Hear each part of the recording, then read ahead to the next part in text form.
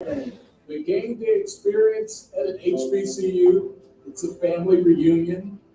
It's a 3-hour concert, and you get a really up close and personal look at Greek life. This squad, baby, we celebrating 100 years this year, man. I told you 1990.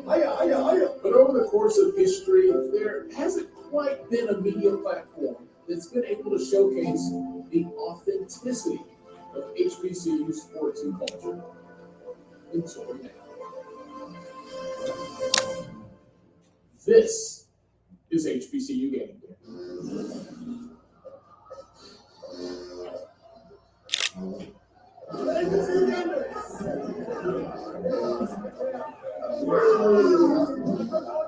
Make a play. Guess what it is? Make a play. We had it all, dude. It's going on. This damn one time. Zoom into it, man. ABC Dad. We're not saying that was going to beat us. We're going to beat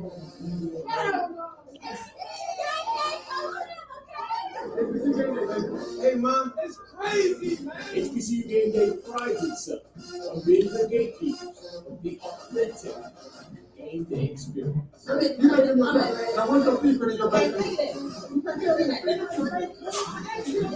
Respect. Dario back, short shoulder, man.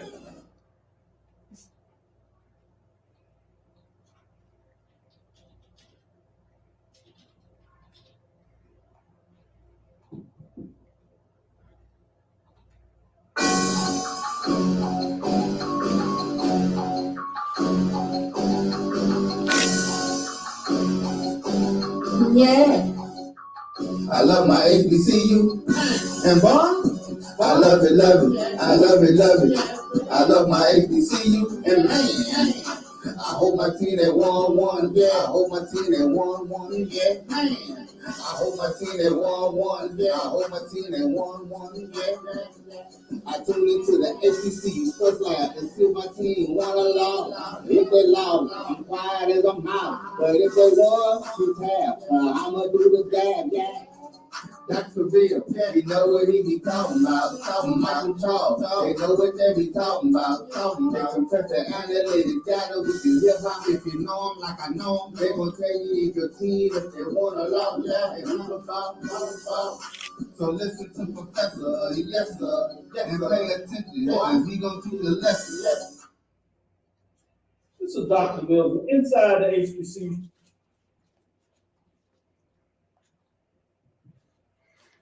Good. All right. Welcome to our impact on the impact of media on sports. My name is Mike White. I will be the moderator today with a good man right here to my left, Dr. CAVIL, who you heard from earlier today. And we kind of talked a little bit about this in some of our other sessions, talking about the impact on media and sports here with here at this wonderful conference put on by Dr. Paula Jackson. And first, for those who didn't have the opportunity to hear from me earlier, just a quick intro on yourself, sir. Certainly. First, let me say thank you. I need to pay you to introduce me everywhere I go. I'll take that anytime. Anytime for a good alpha man. Appreciate it. Yes, sir. Which is part of the HBCU sporting diaspora in regards to how we look at HBCU sports and curriculum. As you heard, this session we'll talk about the impacts of media on sports, but a little bit about my background. Earlier, I told you my responsibilities as a faculty member in terms of developing the HBCU sports program. But what I did not tell you, because I was hoping I might get an opportunity now, is the second phase of what I do is the host of a hourly show that comes on twice a week in the fall. And we do actually Sundays also in the fall during the football season, where we dedicated our program to talking HBCU sports. And so over the years, I've got to talk with many presidents, commissioners, athletic directors, senior women administrators across these HBCU athletic programs and the conferences that work with them as well, including coaches of various sports. So it's allowed me to maneuver and get into different doors and meet great people, but it also forced me to get a better understanding of the media side. And with that, let's go off with our first question. How would you describe the role of media in shaping the sports landscape, and how has it evolved over time? It continues to change, and the biggest thing is it really has impacted sports. Quick history, as you know, we talked about folks just being in the stands and visually watching sports or whatever. Then you had the invent of radio, which took it to the masses and had folks with a fireside chat of listening to news, but in our area of expertise, start listening to sports. And they noticed that it gravitated the fan base in a lot of ways. Ultimately, obviously, you know, the invent of television, which some people actually thought was going to take away from the attendance, but it did the opposite for those that pushed it and had a better understanding of how it provided a different vehicle, and it exploded sports on the scene. And not from just a regional area of sports that follow it to a national and, dare I say, global phenomenon of what sports is and how you see it.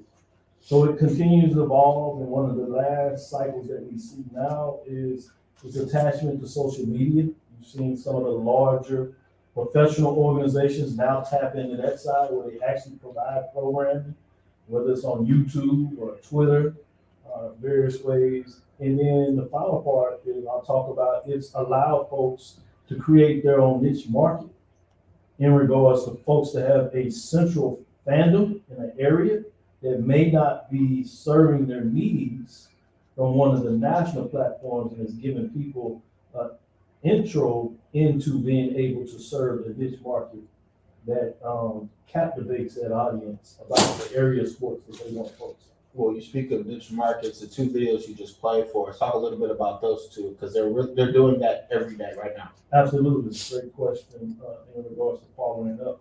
So the first one I saw you was HBC Game Day, and it started in a lot of ways a little later to the game. You had HBCUsports.com, which is owned by Ken Rashad, which was the introduction of when people went into blogging to talk about sports. And as he will tell you about it, is he kind of stumbled upon it and found out there were many more people like themselves that did not feel like they were getting their information that they wanted in terms of their fandom for HBCU athletic programs. And so as he developed that blog and everybody came through it, which actually had different iterations, the swagpage.com, TSPNsports.com, and finally now he has the HBCUsports.com. Him with the grandfather that we talk about in regards to Honor in terms of what he put out there. And they provided a platform for SIDs, Sports Information Directors, to be able to provide stats and updates after game and events. And they essentially just put it out there. Folks took that and rolled it around where folks wanted to talk to each other about their fandom in various ways, and they started blogging about it. So he creates this blog stuff. And then they create this weekly, daily deluge of HBCU news and sports and content as content creators. And then as Stephen Gaither and Luke Williams and other ones came together in regards to developing HBCU Game Day, they saw a platform where you could visually provide this in terms of providing visual content on HBCUs, as you've seen in that introduction, about what I call the HBCU sporting diaspora, and everything that entails, from the fraternities and sororities, the game day, the social tailgating, the game events, pre, post, the bands, the marching sport, what a lot of folks talk about in terms of this. And what I did first before I came in with those platforms is I started writing from a research of collecting this information and trying to discern and make sense of it. And later, I turned it at the opportunity to get on the radio as a guest and simply talk about a top 10 poll ranking. That's where all this started for me. A top 10 poll ranking, and people thought it was important enough for me to provide them my analysis of why certain teams at either the Division II level, which I call mid-major, or the FCS level, what I call the major division, why they were ranked top 10 in the poll. And it surprised me Because one time I didn't put it out there because I was doing my other job, the real job, thank you. And I got calls, texts, and people was like, "Where is the goal?" And I was like, "Oh, so people really look forward to it." And obviously, I found that I needed to deliver it, and I delivered it. And so ever since then, I've found a way to talk about it. And because of those relationships I told you earlier, I have a mechanism to share a platform of what, to some degree, goes behind closed doors, and bring it to the masses in such a way that people have some faith in what I provide. And then those that are wanting to have more learn about the industry and what goes on in general about the HBCU sports. Can you talk a little about the evolution? You dropped the gym earlier when you mentioned the Godfather, but when I came to HBCU athletics in around 2003, I remember I used to work at the time I was a student at Hampton. We had our campus radio station, and there used to be some group similar to what you're talking about, but almost 20 years ago. They would do like their CDs. They would send them out to the different radio stations to do their polls, and there would always, you kind of mentioned a little, there would always be that almost unofficial debate whether or not a D2 school should be ranked higher than a D1 based on what conference you're in, MEAC, SWAC, SIC, CIAA. It could get really heated in those conversations. And that was before the real advent of the internet. And we were just talking about radio stations. So talk about how we came from the print to digital to where we are now online. That's really important in terms of this HBCU space that we're talking about. And I'm not sure people understand the history. So I appreciate that you are providing the opportunity for people to learn that. So in 1920, you had what we referred to then was the Negro newspapers that were the print area that followed this. And they would give a top 10 score updates and come lag a couple of days behind, obviously, because of the time and area word, in 1920. Different world. Yeah. But they also would give like an All-American team at the end of the year. And they would designate these newspapers. Pittsburgh Courier, one of the main ones, but you had the Atlanta Crisis, Houston, Esquire, various Negro newspapers across the country. And they would designate who they thought was the mythical national black college champion. Yep. 1920. So they recorded this for some 20 years. And you got to think about the 1920s before we were allowed or pushed the door so we could be a part of the NCAA or NIA. Right?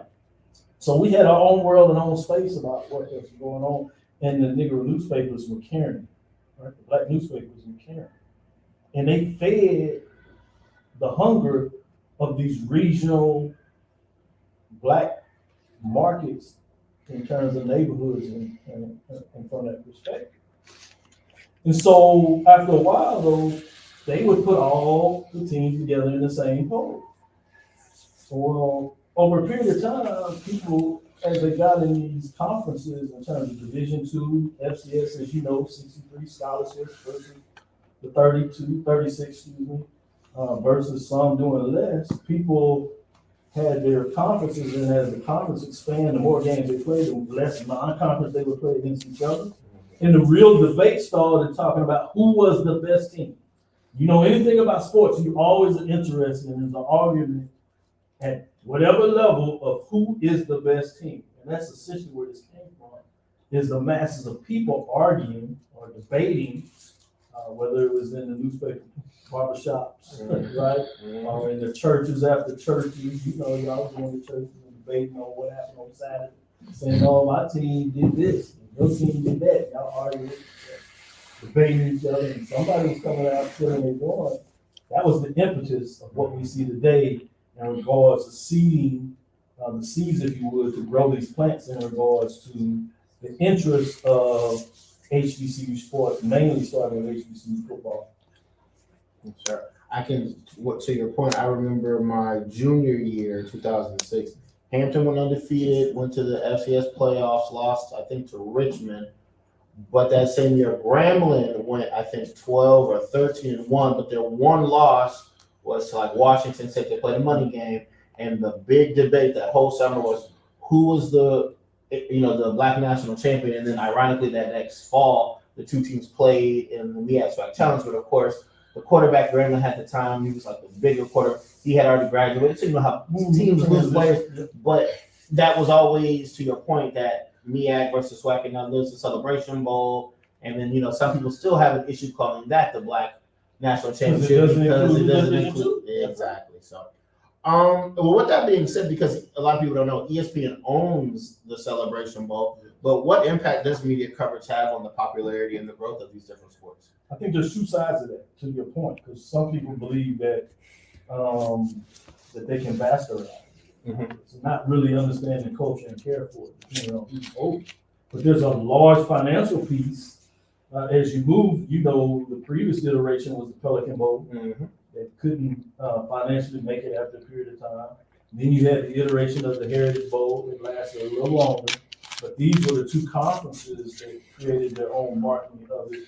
Then you see ESPN that understands the value what goes on in it. And I'll specifically talk about where I started to understand why they saw that. People know the Anscape now. Before that, the Undefeated did a story that talked about who was viewing sports. And a significant part of that market share were people that look like this, African American blacks. Right? And so then it gave you a clear understanding that they felt there was money to be made. So they came out, and the SWAC was doing their own SWAC championship game.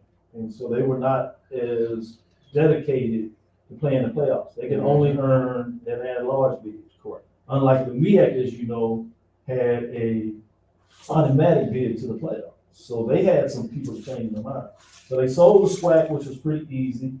We'll give you upfront money. At the time, it was $1 million essentially, 70-30 split, 75-25 depending on each conference of how they would split it, meaning the school that played on it would get the largest percentage, 70 to 75%.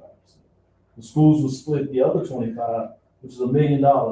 They gave you about $800,000 up front, and then they gave you an alignment of ticket sales you could do for about $200 up front. Essentially, you would get $1 million check.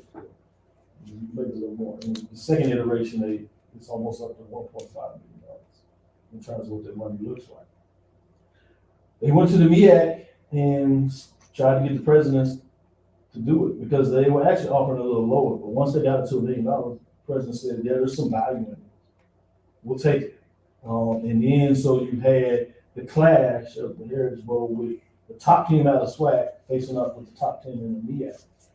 And so one of the things that they did with the marketing, to get back to the original question point, is they tried to designate it as a Super Bowl or the de facto championship.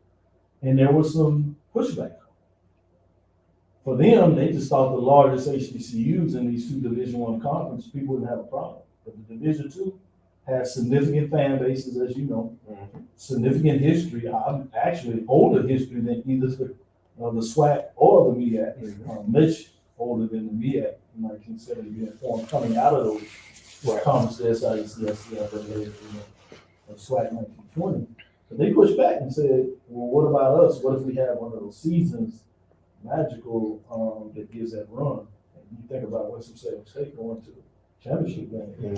It's been a little time back. Right. How would that play now in the current setup for the Celebration Bowl? So when you get into this media industry, they control a lot because they have the pockets to do that.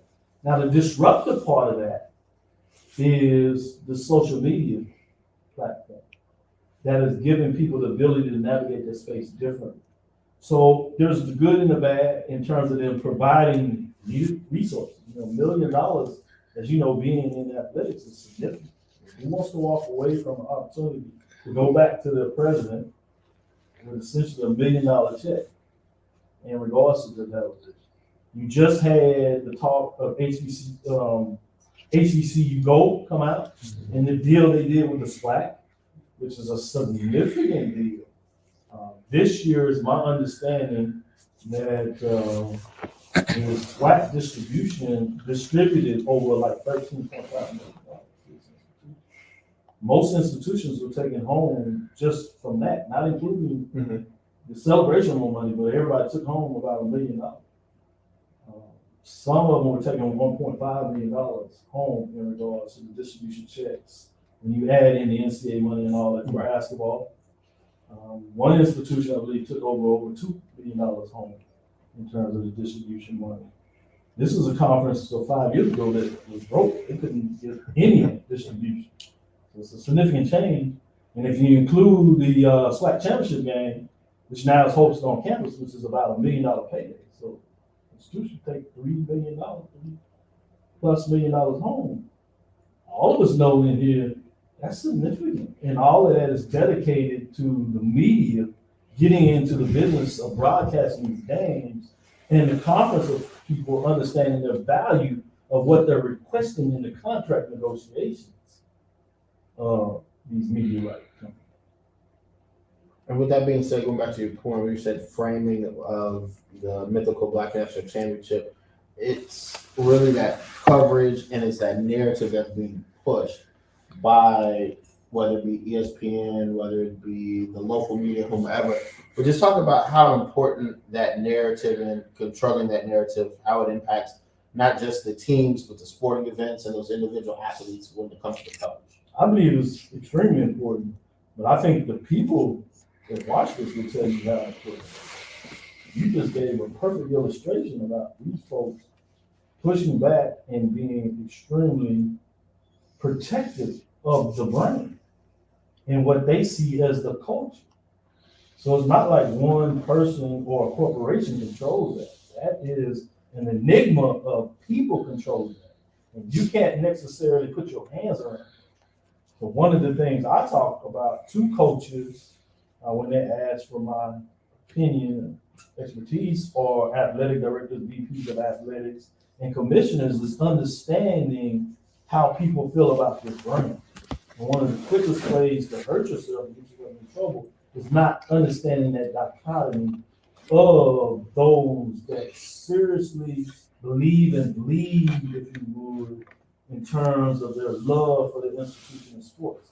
It is as big and as successful, maybe not financially or known to everybody, as what we see in terms of these Power 5 conferences, if you would, in terms of what I refer to as these quote unquote bigger brands. Right? Well, talking about a brand, talks about the importance of each institution with technology the way it is. Like we're welcoming this conference, the ability to broadcast your own games, the ability to, broadcast your own coaches show, pre-game, post-game press conferences. How much of the onus falls on the institutions to take advantage of this technology that's available? It's significant amount, 90+%, because now you have the ability to go directly to your consumer. That's just a basic business principle, right? You can cut out the manufacturing part. You have the ability to navigate this space. If you want to invest and understand the value of investing in this space in terms of communication, broadcasting, creating your team together, there's revenue to be generated about being able to go directly to your consumer, not to even mention the ability to control the dialogue of what's going on. So there is a significant value of understanding what it means to do and have your own media outlets. You see it from the NFL, the biggest beast out there, right? They spent significant time over the last 2 years quietly, people probably, hopefully will recognize them now, to buy up their individual media within their city so they can control the brand and conversation that is going out. And that can be twofold now. You can take it on your own and be very negative in a perspective that people don't necessarily get all the insights and the truth. Right. But it gives you a lot of control. And if you're at an institution and anybody will tell you, if you can control the media perspective that you're putting out there on your brand, that does a lot about how you can navigate the space in terms of sports content and sports media. What would you say that the next Stephen Gaither or next entrepreneur who wants to get into this industry, what do they need to do to get past the gatekeeper that is the SID? Because we are a culture where Just because you have a camera, just because you have a laptop, does not make you a credible outlet. You're just trying to get into homecoming or the big rivalry game for free. What do you tell them in order to legitimize themselves to help to continue to create this content that people are clearly claiming? Right. Really important question, because it is the next, Court it is where SIDs and athletic departments are really trying to figure out what does that look like. That's even happening at the professional level. Just so people understand, is how do you measure the volume of somebody's credibility in the story?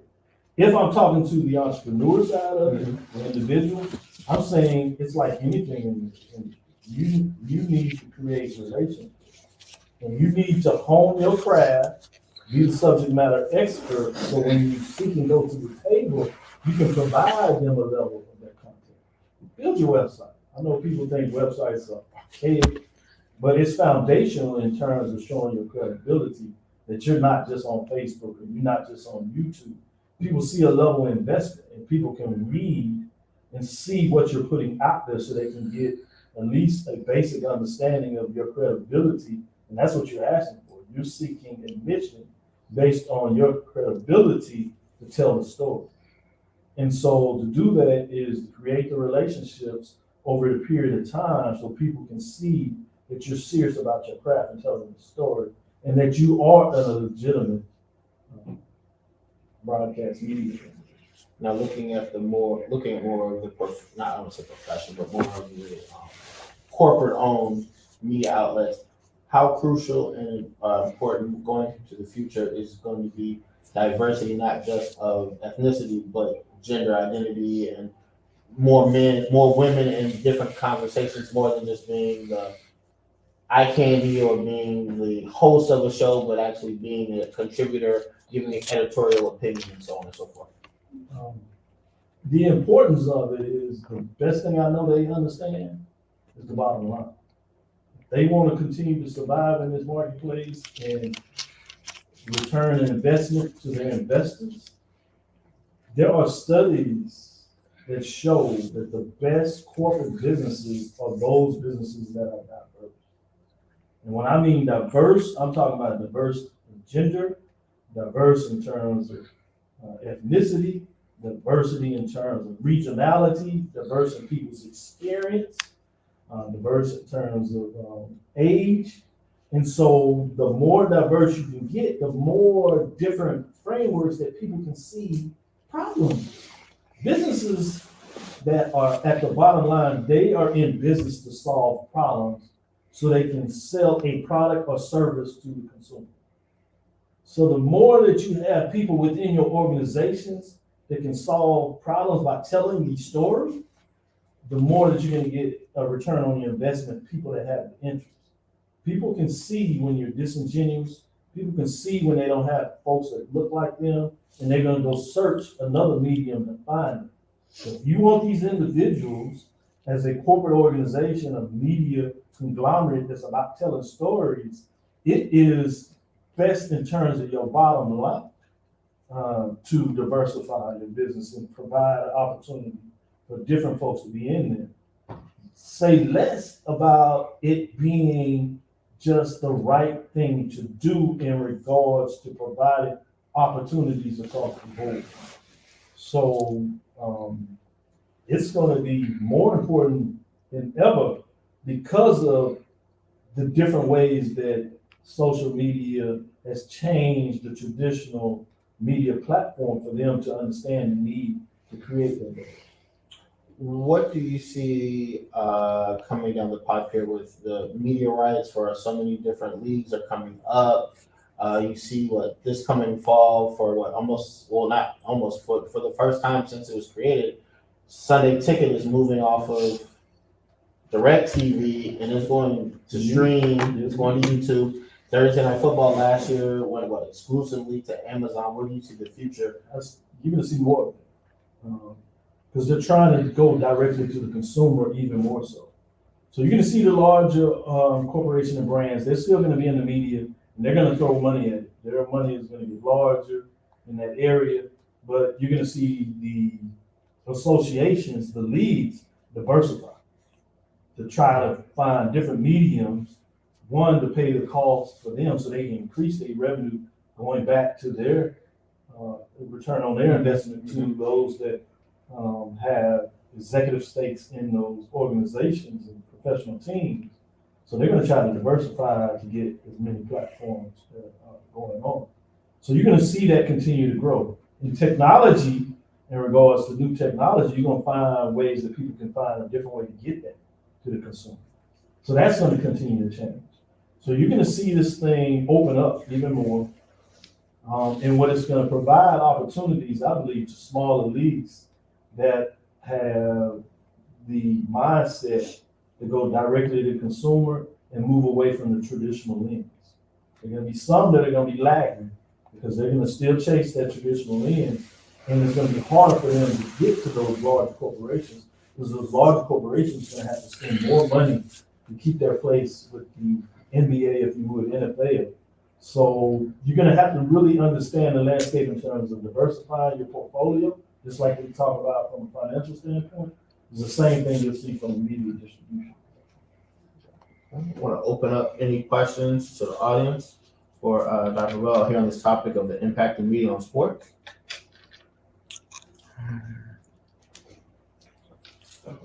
Yes, ma'am.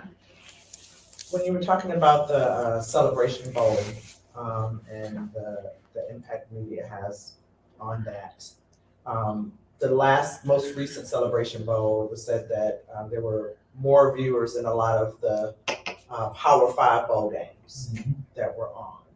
Do you attribute that to what some people call the Dion factor, or do you think it's bigger than that and you think it will sustain? I think it was bigger than that because trendy-wise, that started happening. I think he had certainly a bigger impact on it, and I don't want to be disingenuous in that. I think he had a significant impact on it. But I think it was bigger than that in regards to the platform it was on, being on ABC, which is a significant platform. And what I started looking at in terms of media is essentially what you find out, no matter who plays on that platform, ABC, you get a certain time location on it, people will watch it. Mm-hmm. It hovers at 2 million viewers, so it's a little less than that. But essentially being on ABC on a Saturday given platform dictates your viewership at a significant level. I think they were saying maybe 70% is the number that that's memory. Quote me on this, but I think they were saying 70% attributes in terms of the platform that you're on, the day that you're on, and the time that you're on. So no matter what the brand, if they continue to support the Celebration Bowl about pretty much opening up bowl season, being on ABC on a significant platform, you're going to see it driving those numbers. Now, the storyline in there is going to help dictate if it drives it up a little more or drives it down a little more, but it's going to hover around that. And I think it's trending in a direction that continues to be impactful. And to piggyback off that, I agree with you. The time frame on broadcast television, you can't pay for that kind of just platform.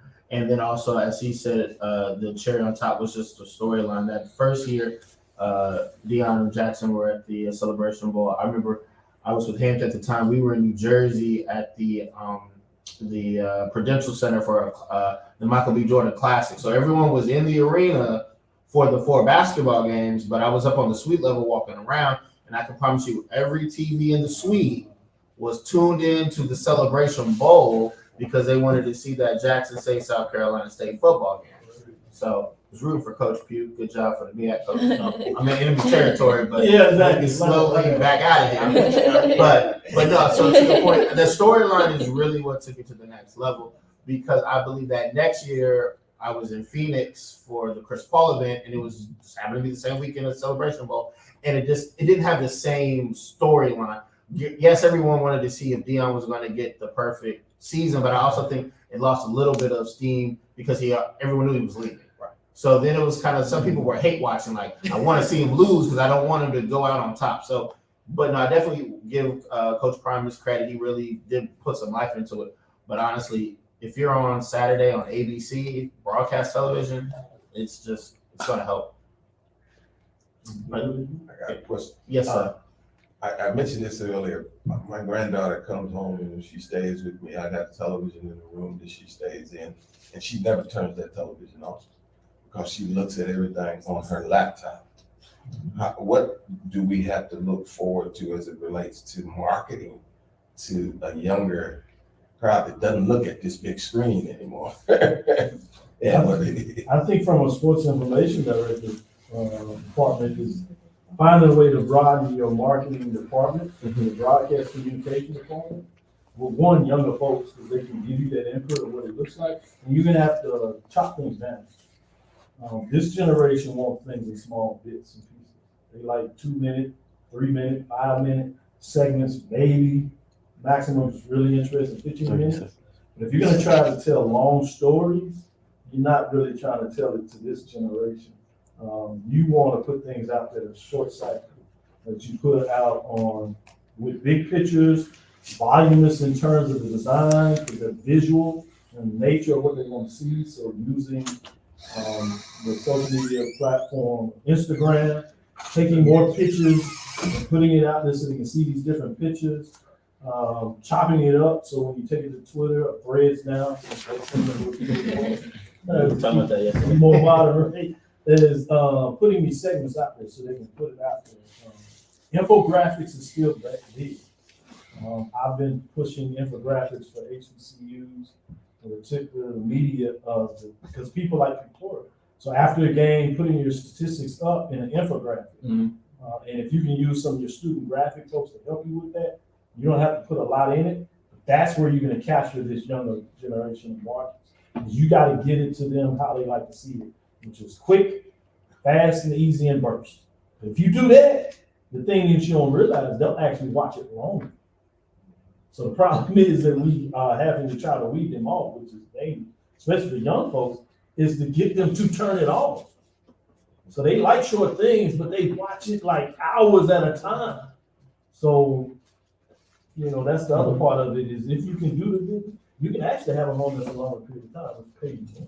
Yeah, to really piggyback off that point, one of the things I've been working on the last few months is just looking at the different marketing styles to reach people through social media. So, the geotagging is real. Like I've been in Houston now 72 hours.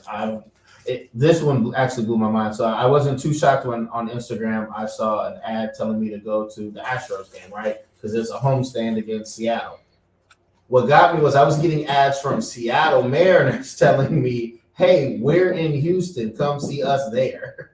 So normally you're getting hometown, like we were in Orlando for NACDA, got a bunch of, it was right before the draft. I got a bunch of ads saying, come to the Amway Center, be there for the draft night party. I said, okay, that's cool, get people to come to the arena. Never before have I been somewhere where the road team is doing geotag marketing to get me to come to the road game. And they don't even get a dime out of that. So with that being said, I think we just have to meet our future fans, like their granddaughter, where they are. They're on social.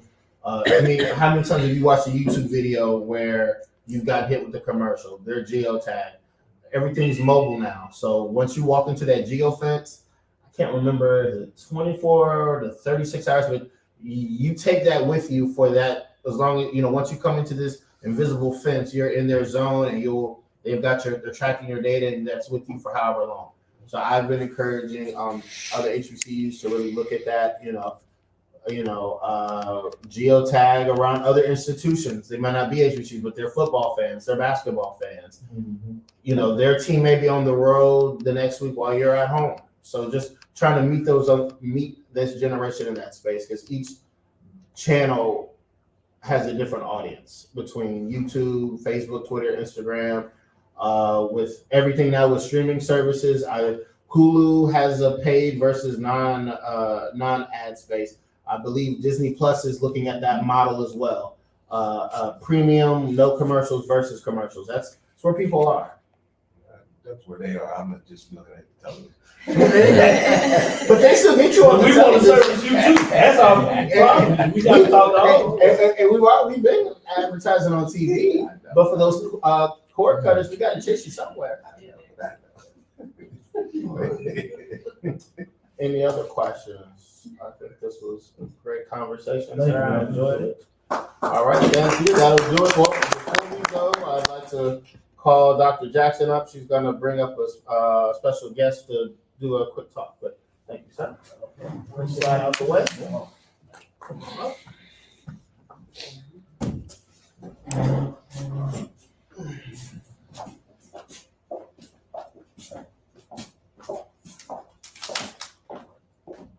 Well, good evening again, everybody. Good afternoon. In our last panel, we heard from Carl Bernard, and he forgot. I told him to bring his book. He is a new author, so I told him to bring his book, and he forgot to talk about it. I had to remind him. So I'm gonna give him. He's gonna do a commercial for you. It's like a commercial book. First time author, just didn't think about it, but the book is entitled Lessons from My Fathers. It's a tribute to the men who helped me become a man, and most of us know that we're all standing on the shoulders of somebody, and I, frankly, I'm standing on the shoulders of about 10, 15 guys, and the forward of the book was done by Anthony Booger McFarland, who I'll show you his picture right here, who I represented as his agent, lawyer, confidant, counselor, and he did the forward of the book. And pick up your copies, Barnes & Nobles, Amazon, or Clayton's Bookstore in Baton Rouge, Louisiana. Thank you so much, Paula. You're welcome. And I'm getting my copy too. Yes. Thank you. That you're gonna see, you're gonna get your check. That you're gonna see, you're gonna get your check for that. Good job, Doc.